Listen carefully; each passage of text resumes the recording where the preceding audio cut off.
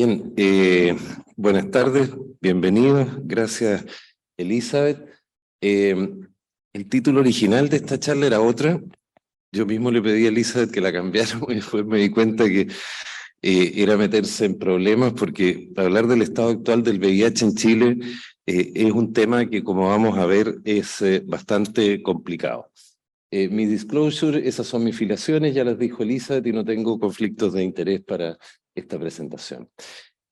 ¿Cómo he dividido la presentación? Vamos a hablar primero de las famosas estimaciones ONU-SIDA, las cascadas, los nuevos casos que estima ONU-SIDA, qué está pasando con los nuevos diagnósticos y la presentación tardía, las poblaciones objetivo y el testeo en Chile, el autotesteo y la prevención, y finalmente vamos a hablar muy poquito de terapia antirretroviral en Chile.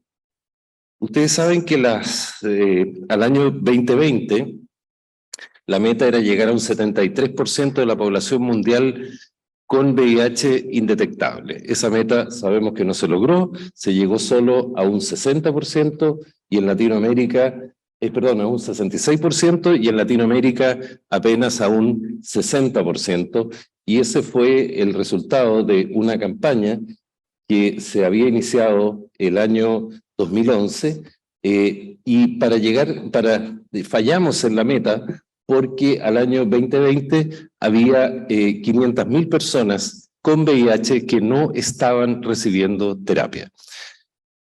¿Cuántas eran por falta de diagnóstico? ¿Cuántas por falta de vinculación? Es una discusión eterna, pero el hecho de la causa es que 500.000 de personas en Latinoamérica no estaban recibiendo terapia antirretroviral.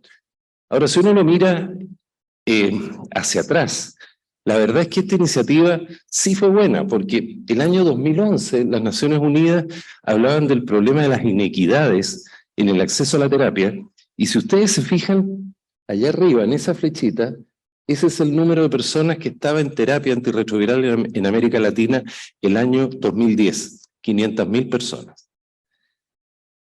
Actualmente están en terapia antirretroviral alrededor de 1,5 millones de personas. Por lo tanto, en 10 años sí hubo avances indiscutiblemente. Fíjense qué porcentaje de personas recibía terapia antirretroviral en Latinoamérica el año 2014, cuando se lanzó ya formalmente la iniciativa del 90-90-90, y eran menos del 50% de las personas. Cuando salió la foto de qué estaba pasando con los nuevos casos al año 2020, en el mundo salió Europa Oriental y Asia Central, salieron muy mal en la foto, con un 43% de aumento de las nuevas infecciones, siendo que en el mundo se había logrado una disminución global de las nuevas infecciones, seguida por Medio Oriente y África del Norte, con un aumento del 7%, retengan esos números, 43 y 7, y tercero, nosotros, sin ninguna reducción del número de nuevos casos. Esto es la estimación oficial que hace ONU-SIDA. Y al año 2021 aparecemos todavía peor. Fíjense que Europa Oriental de 43 pasó a más 48, y África del Norte y Medio Oriente de más 7 pasaron a más 30 y tantos, y Latinoamérica, de 0 pasó a más 5%, y la reducción de la mortalidad insuficiente para cómo estaba reduciéndose la mortalidad en otras partes del mundo.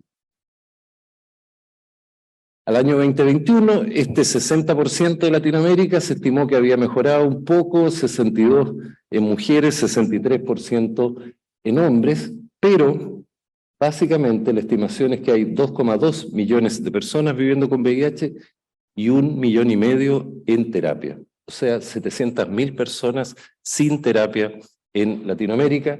De 100.000, la estimación pasó a 110.000 casos nuevos, y esto no se puede dejar pasar. 30.000 muertes por SIDA en el año 2021. Eso es inaceptable. Y Chile, ¿qué dicen los últimos datos de Chile? Dicen que Hay 84.000 personas viviendo con VIH. Entre paréntesis, este curso debíamos haberlo hecho una semana más tarde porque el 13 sale el nuevo informe de ONUCIDA, el 13 de julio, así que no, esto va a quedar añejo en menos de una semana. Y 27.000 personas sin terapia. Ahí está el número de personas que se reporta o se estima que está en terapia, 57.000 a 84.000. Tenemos 27.000 personas sin terapia en Chile. La prevalencia, la estimación la han ido subiendo, partimos en 0,4, después 0,5, ahora estamos en 0,6, que es de las más altas de Latinoamérica. Y en transmisión vertical tampoco hemos tenido muchos avances. De 13,4 bajamos a 12,4%, por lo tanto todavía tenemos tasas altas de transmisión vertical en Chile, en la que hay muchos factores y no es el foco de esta conversación. Esto sí fue novedoso para mí cuando hice esta nueva mirada para hacer esta presentación. Dice que la inversión en VIH en Chile es de $250 millones al año, lo que es poco. No lo quise poner como gasto porque creo que realmente es una inversión. Pero fíjense que la mitad es pública y la otra mitad es privada. ¿Saben por qué es esto? Porque esto es pura terapia. Aquí no hay platas de prevención. Para mí fue una sorpresa, porque hay mucho menos gente en terapia en el sistema privado que en el sistema público, que los montos sean similares, y es por el costo de los antirretrovirales para el financiador privado y el financiador público. Bueno, y estas son las estimaciones de nuevos casos que hace ONUCIDA. Ustedes ven que en esta estimación del 2022, ya les voy a mostrar una comparación, dice que pasamos de 3.000 al 2010, 3.500 al 2015, y ahora la módica suma de 3.900 nuevas infecciones por VIH al año, con lo cual esta cifra que ha sido altamente cambiante, y es el aumento desde el 2010 hasta el 2021 en este caso, es de un 27%, que de todas maneras es una de las más altas en Latinoamérica. Pero fíjense que en la estimación del año pasado eran 5.000 casos nuevos y el aumento era de un 63%, y eso bajó a 3.900 y a un aumento de 27%. Lo mismo pasó con Costa Rica. Para cuestionar un poco estas estimaciones, que el año pasado apareció con un 185% de aumento y 1.700 nuevos casos, y ahora bajó a un 33% de aumento y 1.000 nuevos casos. En cambio, en países como Brasil, las estimaciones son más parecidas. Brasil manda en la región, por lo tanto esta estimación de que aumentaron en un 5% los nuevos casos se basa mucho en este 0 el año pasado y 5 en Brasil, porque ahí se da prácticamente el 50% de los nuevos casos VIH en Latinoamérica, según las estimaciones UNOCIDA. Pero es la comparación entre las estimaciones que hizo ONUCIDA el 2017, el 2018, el 2020 y la que les estoy mostrando ahora. Fíjense que el 2017 la estimación fue que habíamos pasado de 3.100 a 6.000 nuevos casos, y eso nos dio esa tremenda tasa de aumento. Y esto después cambió, y al año siguiente se cambió a 3.700 y 5.000, y al año siguiente a 3.200, o sea, también se corrigió hacia atrás con 5.000. Y las estimaciones, con esta nosotros aparecimos en los top 10. Después desaparecimos del top 10 porque cambiaron estas estimaciones, y así hemos ido fluctuando en el porcentaje de aumento que le da ONUCIDA a los nuevos casos en Chile, hasta llegar a este porcentaje actual que está dado por esta nueva estimación a la baja marcada en los nuevos casos. Entonces, ¿cuántos son los nuevos casos en Chile? Y en Latinoamérica, la verdad, no tenemos idea. Estas son estimaciones que se basan en el programa Spectrum, que conoce las prevalencias en ciertas poblaciones clave y no clave, hace estimaciones poblacionales y en base a eso calcula los nuevos casos. Y la verdad es que aparentemente no aplica como para tener una estimación real de qué está pasando. Lo que sí es cierto es que en el taller latinoamericano, entre el 2013 y el 2017, hicimos un seguimiento en 42 centros, los mismos 42 centros durante esos 5 años, y lo que vimos es que los casos nuevos, reales, no estimados, fueron aumentando, y en estos 5 años aumentaron en un 64% en Latinoamérica. Ustedes ven ahí el número de ingresos por año, cómo fue aumentando. Bueno, veamos los nuevos diagnósticos.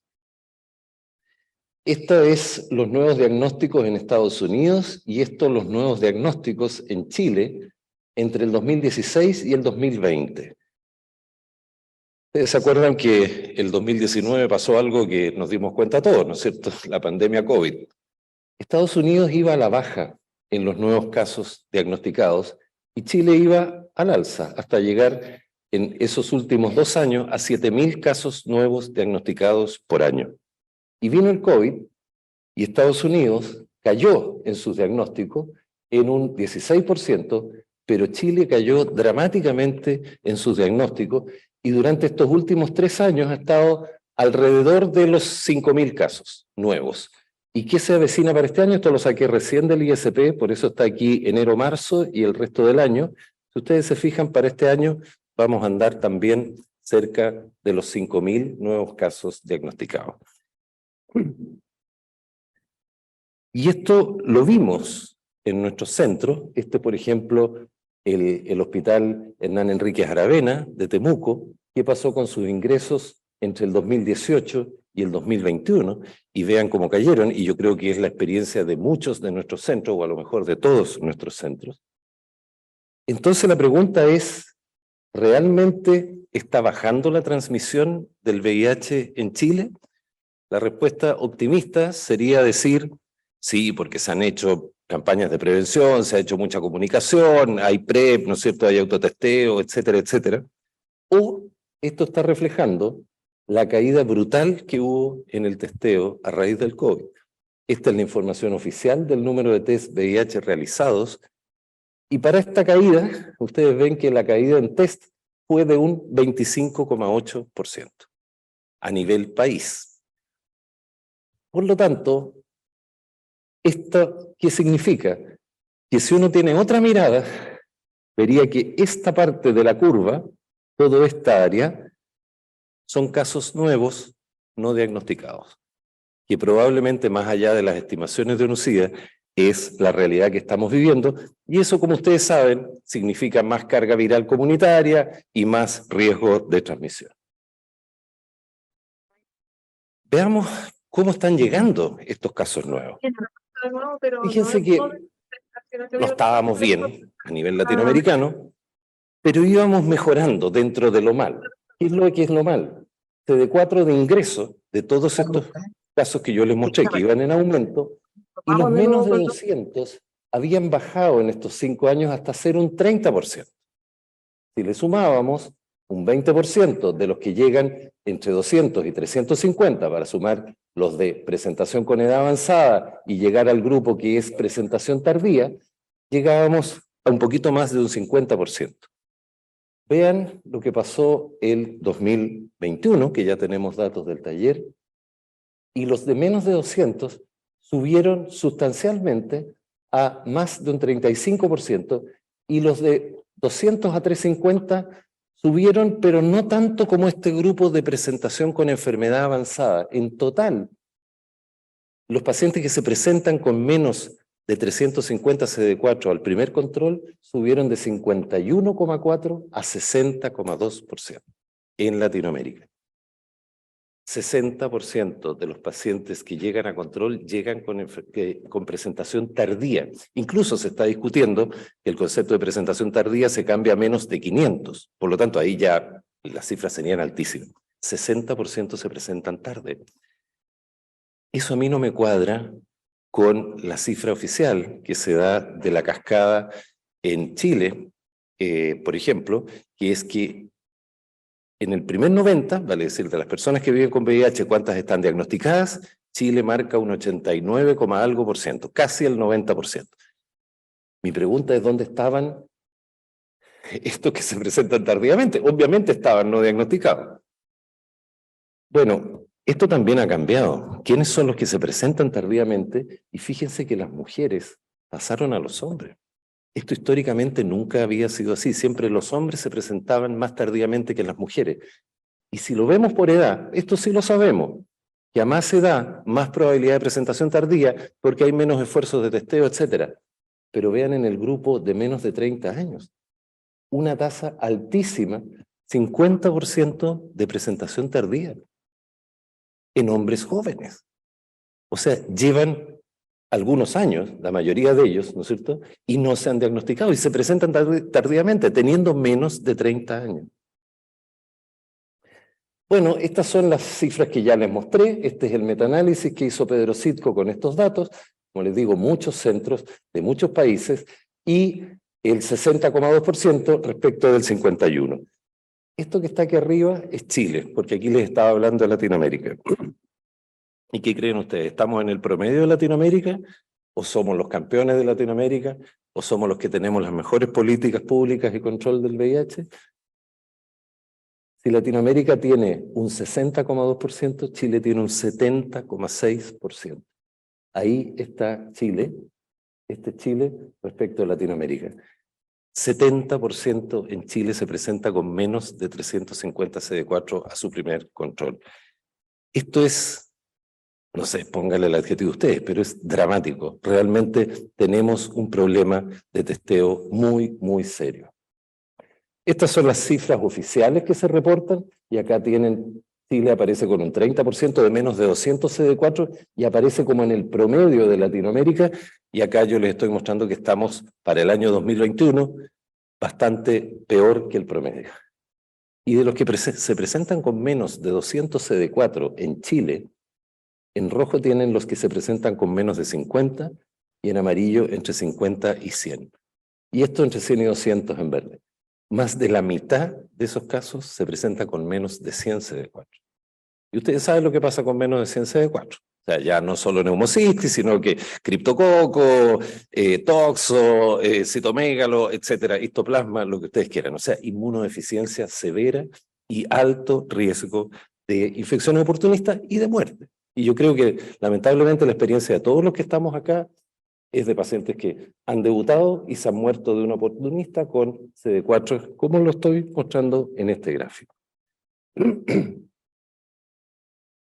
Esta es la realidad de nuestro hospital, para ver que no sea esto un sortilugio del Pedro Sitko, ¿no es cierto?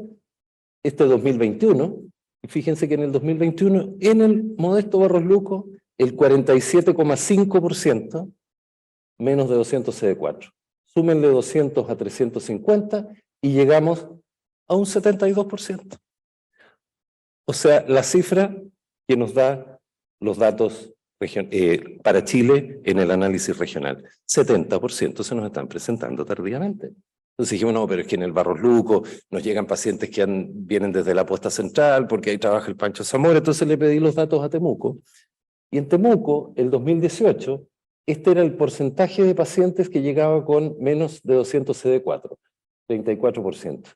Y miren cómo subió también a cerca del 50% en el 2021. O sea, la pandemia significó un retroceso significativo en la presentación tardía. Y por lo tanto, se está viendo en forma concreta el impacto que tuvo en el testeo del VIH. ¿Qué pasó con las poblaciones objetivo y el testeo? Las poblaciones objetivo, lo discutíamos a la hora del almuerzo, son tradicionales, las conocemos, los hombres que tienen sexo con hombres, las mujeres transgénero, las trabajadoras sexuales, siempre nos han puesto a Latinoamérica en ese marco. Hace rato que venimos proponiendo que se dé un enfoque distinto a lo que son las poblaciones objetivo, y para nosotros, en forma transversal, población objetivo son los jóvenes en Latinoamérica. Esto es Latinoamérica, y ahí tienen ustedes en la torta de la epidemiología de los casos nuevos, bueno, el 75% son hombres en Latinoamérica, eso lo sabemos, el 6% del total son mujeres de 15 a 24 años, y el 18% del total son hombres entre 15 y 24 años, hombres y mujeres muy jóvenes. Por lo tanto, 1 de cada 4 son menores de 24 años. En el Caribe, el 44% son mujeres, de 25 a 44, o sea, mucho más generalizada la epidemia, y no solo por Haití, también pasa en República Dominicana. Y ahí son parejitas las mujeres de menos de 24 años y los hombres de menos de 24 años, pero suma el mismo 25%.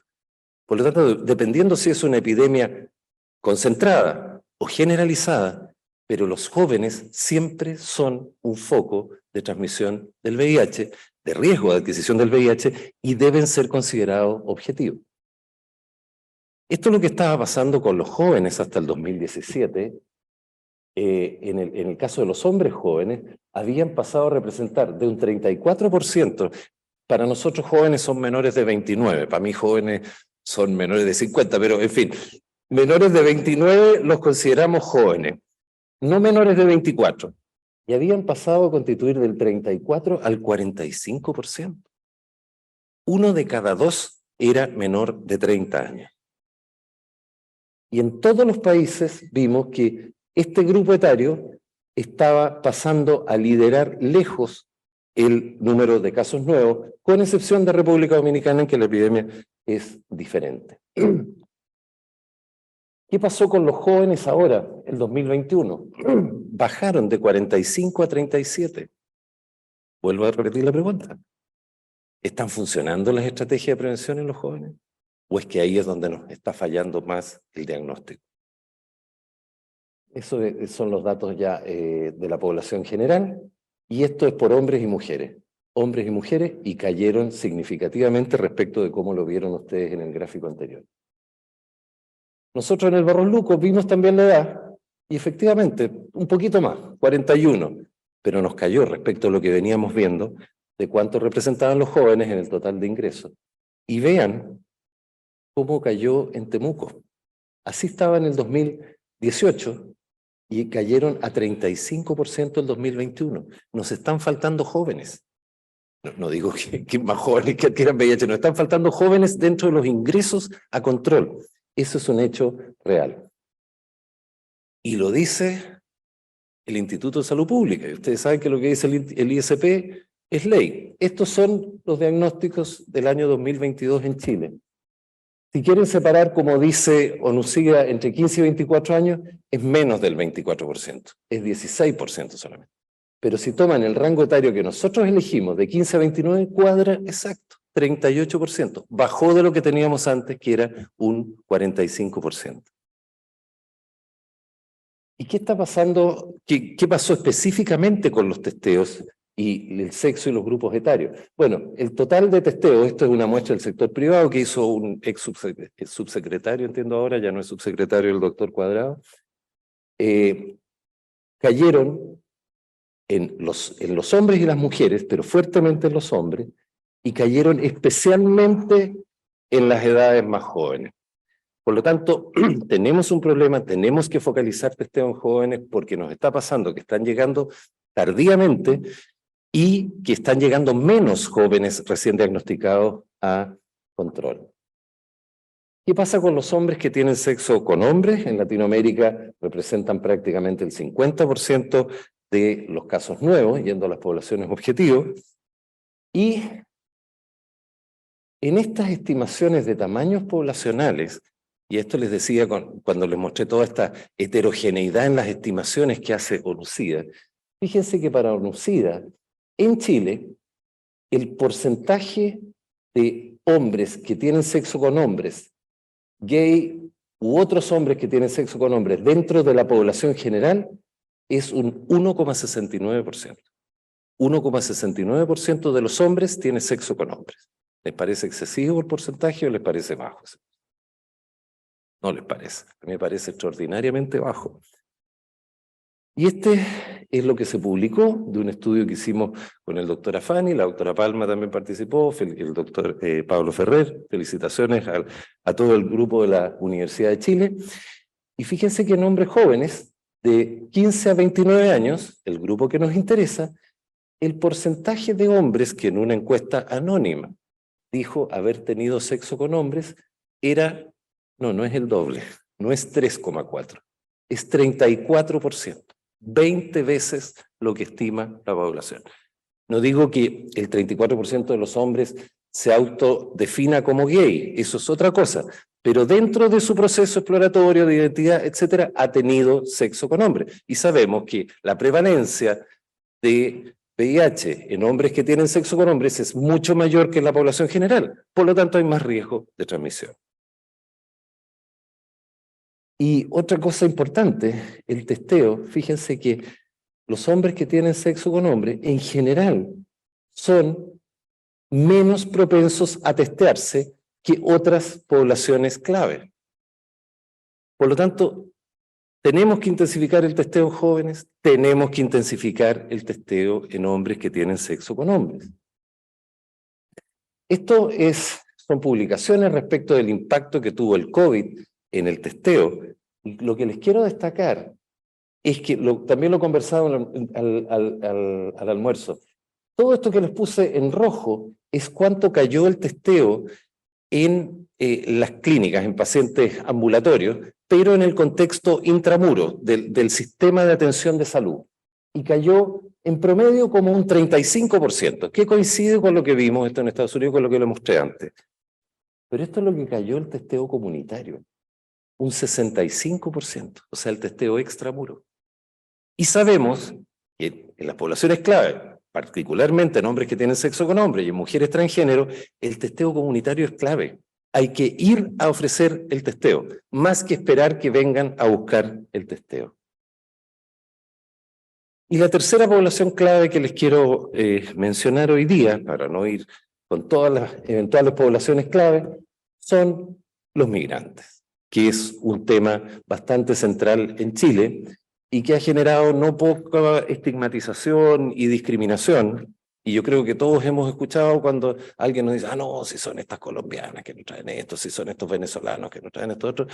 Y la verdad es que ese es un análisis bastante simplista. Es un hecho real, en azul oscuro están para cada año, y esto también es del ISP, cuántos nuevos casos fueron en chilenos y en extranjeros. Y el número en chilenos se mantuvo estable, subiendo un poquito, pero alrededor de los 4.000, y el número en extranjeros fue aumentando a lo largo de los años, hasta el año 2018 tengo este dato, pero les traje los datos del Barros Luco, y le agradezco nuevamente a Daniela Fredes y a Erika García, con quienes hemos trabajado estos datos. Esta es la distribución para el Barros Luco en el año 2020 y 2021. Parejito, chileno y extranjero, mitad y mitad. Esta es la distribución por países, esto es muy variable, estamos en la Jornada del Norte, el año pasado tuvimos un excelente simposio sobre las migraciones y ya sabemos que Arica es Perú, ¿no es cierto?, que Iquique es Bolivia y que Antofagasta es Colombia. Pero esto es Santiago, venezolanos y haitianos principalmente, el 75%. Y esto es el trabajo nuestro, cuando hacemos los inicios de terapia y vemos todas las veces, ya, lo adquirió en Chile, lo adquirió en el extranjero, vemos cuando viajó, en fin. Diagnóstico previo de nuestros migrantes, el 30%. No quiere decir que este 63% que no tenía diagnóstico lo haya adquirido necesariamente en Chile, pero no llegó con el diagnóstico a Chile, se diagnosticó acá. Y estos son datos oficiales, y yo aquí le agradezco a Yasna que antes de que fuera parte del ministerio, ahí desafió al ministerio y le pidió por ley de transparencia, ¿no es cierto? Oiga, dígame qué está pasando, dónde están adquiriendo el VIH estas personas, qué sé yo. Y fíjense que en el año 2019, de los extranjeros que llegaban, la mayoría lo traía, lo había adquirido afuera. Estos son los que lo adquirieron en Chile. Pero el 2020 se equiparó y el 2021, 2020 y 2021, la mayoría de los extranjeros lo había adquirido en Chile. Y no lo traía. Y da estas cifras, parejito. Un poco más del 50% de los migrantes con VIH lo han adquirido en Chile. O sea, no nos traen el VIH, los recibimos con el VIH, que es distinto en un porcentaje importante de los casos. Y me atrevo a decir que de esta mitad que venía diagnosticado y por lo tanto lo había adquirido en el extranjero, muchos son venezolanos que migraron en su momento por falta de acceso a medicamentos. Bueno, autotesteo y prevención, para ir avanzando. El autotesteo tiene dos modalidades, ¿no es cierto? La modalidad de autotoma de muestra de sangre capilar o esta que está totalmente autorizada por el ISP, que es de el frote gingival. Ambas son técnicas que son de segunda o tercera generación, tienen una alta sensibilidad y una alta especificidad. ¿Qué ha demostrado el autotesteo? A ver, ha demostrado que funciona. Yo aquí no alcanzo a ver lo que les estoy mostrando, espero que ustedes sí, pero acá tienen en la última columna la prevalencia estimada de VIH en la población y en la anterior el porcentaje de positividad que tuvo en esa población el autotesteo. Y si se fijan, en población general, obtuvieron prácticamente la misma positividad, o un poco menos de positividad que la prevalencia estimada en la población. Pero si se van a poblaciones clave, como ser hombres que tienen sexo con hombres o trabajadoras sexuales, la positividad que encuentran es mucho más alta que la prevalencia estimada en esa población. ¿Qué puede significar esto? Significa claramente que el autotesteo es una modalidad efectiva en aquellas poblaciones difíciles de alcanzar. Que probablemente la prevalencia de la población sea mayor que la estimada, pero que estamos focalizando bien, que estamos yendo a los clústeres, a los nichos donde hay más positividad. ¿Cómo? Entregando el test por cualquiera de las modalidades, dispensación en el sistema de salud, compra, entrega a través de facilitadores, etcétera, pero le está llegando a los que queremos que les llegue.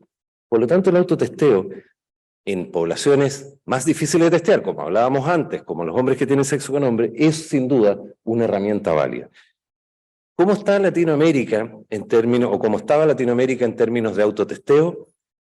Ya me voy a empezar a poner políticamente incorrecto. Mintiendo, como siempre ha mentido. Fíjense que el 2019 Chile fue el único país honesto.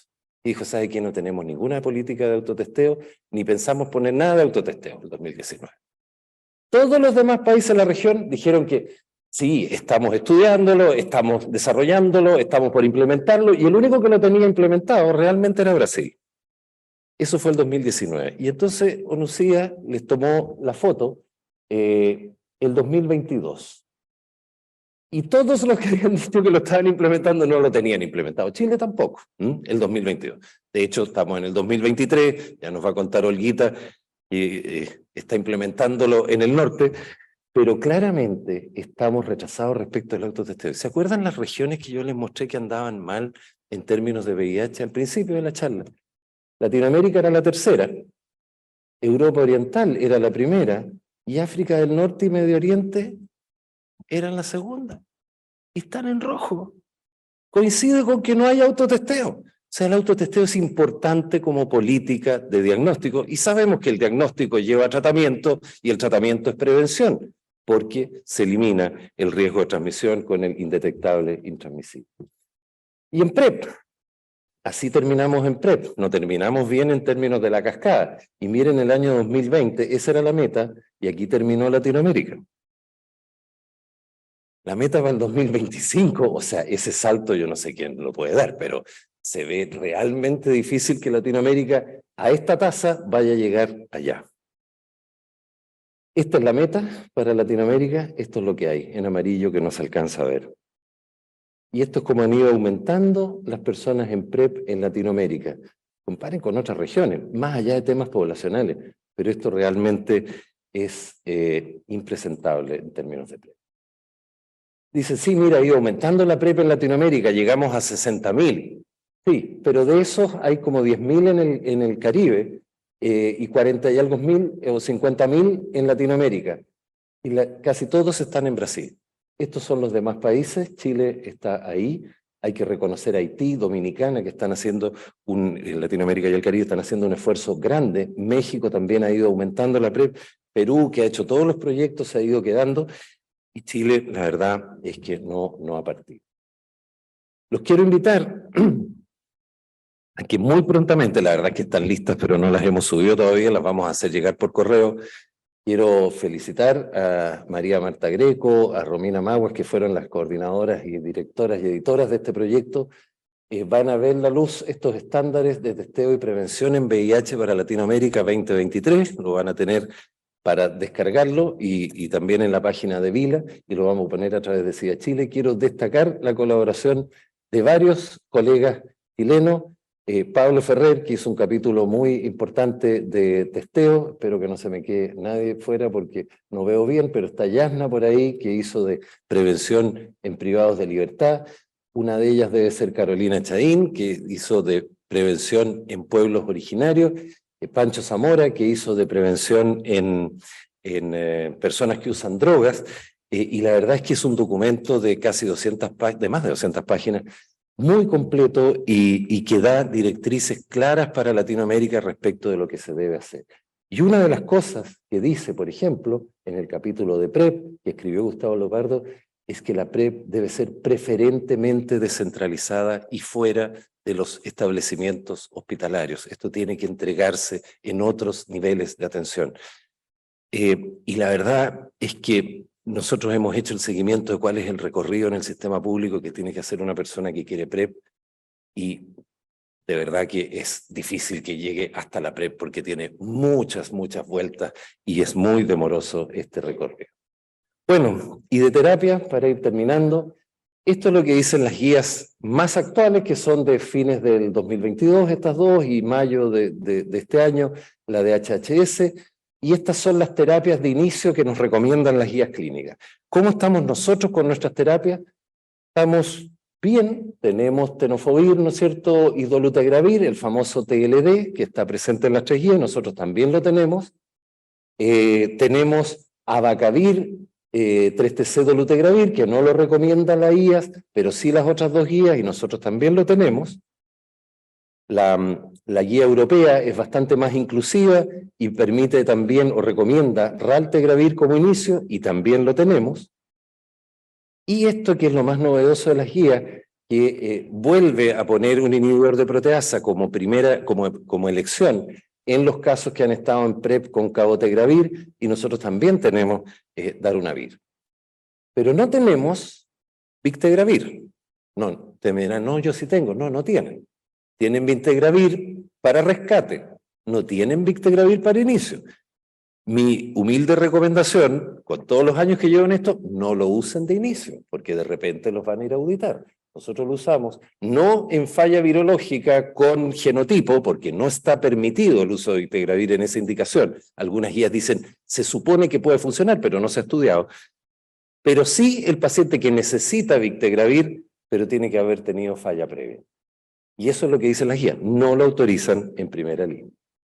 Y no tenemos esta combinación que es dolutegravir 3TC, que está en todas las guías también, y no está incorporada. Me van a decir, sí, sí lo tenemos, le damos dolutegravir 3TC. Sí, pero eso está permitido en falla renal, no como esquema de inicio en pacientes en los cuales no es recomendable el uso de tenofovir o de abacavir. Y por supuesto que no tenemos doravirina, que también está incluida en las guías europeas. ¿Qué tenemos? Tenemos, estas son las recomendaciones de los otros estándares, los estándares de terapia, que son del año 2017. Estas son las GES chilenas, que son bastante parecidos, que por lo menos permiten la individualización de la terapia.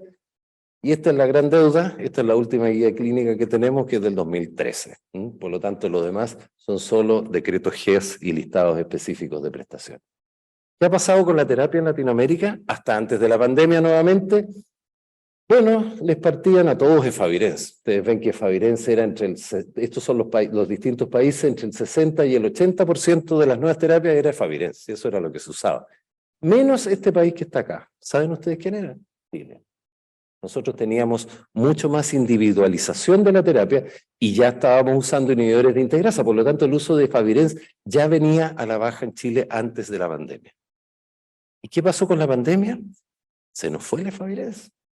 Fíjense que el año 2021 tomamos la misma foto en todos los países y el primer esquema de inicio, la tercera droga en un 65%, 2/3 de los casos eran inhibidores de integrasa. Pasamos del efavirenz a inhibidores de integrasa en Latinoamérica. Un 21% seguía siendo no nucleócidos, principalmente efavirenz, y un 13% partía con IP. ¿Cómo se desglosaba esto? Bueno, Victegravir, parejito con dolutegravir, y efavirenz principalmente entre los neonucleócidos, y dentro de los IP, mayoritariamente atazanavir, que es este, y segundo lugar, darunavir, y prácticamente ya no caletra. Pero si mirábamos por países, era totalmente distinto. Este país de acá es México. Todos parten con Victegravir, porque ese es el convenio que hizo el gobierno, por lo tanto, el esquema de inicio es Victegravir. Y este es Ecuador, TLD. Todos parten con TLD. Aquí no hay ninguna individualización de la terapia. Y en los otros países sí hay más individualización, que yo creo que esta es una aproximación bastante razonable. Esta es nuestra distribución en el Barros Luco de tercera droga, bastante parecido a los de los otros países, pero tenemos un punto negro en la región, y ese punto negro es Colombia. Porque Colombia no tiene acceso a TLD, y el financiador no autoriza dolutegravir o victegravir por un tema de costos, por lo tanto Colombia se quedó atrás y sigue la mitad partiendo con efavirenz y los otros con atazanavir o con otros fármacos y muy pocos con inhibidores de integrasa. ¿Y qué pasa con el backbone en Latinoamérica? Mayoritariamente los tenofovires, tanto disoproxil como alafenamida, muy poquito abacavir. Esto es lo mismo, pero en un metaanálisis con todas las estimaciones y ampliaciones que hace Pedro.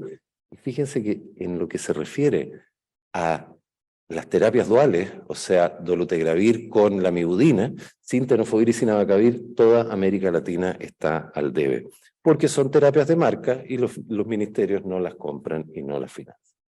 En Chile somos la excepción. Seguíamos usando, yo creo que esto está cambiando, mucho abacavir en primera línea. Yo creo que cuando tomemos la nueva foto después del TLD, ahí el tenofovir va a desplazar ampliamente al abacavir.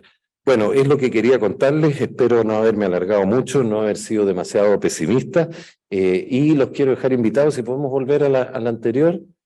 No, parece que ya no podemos, pero los quiero dejar invitados para al sexto Improving Standard, que va a ser entre el 14 y 16 de diciembre. Queremos hacer un evento de gran envergadura, con mucha asistencia, y esperamos que ustedes nos acompañen en esa fecha. Muchas gracias.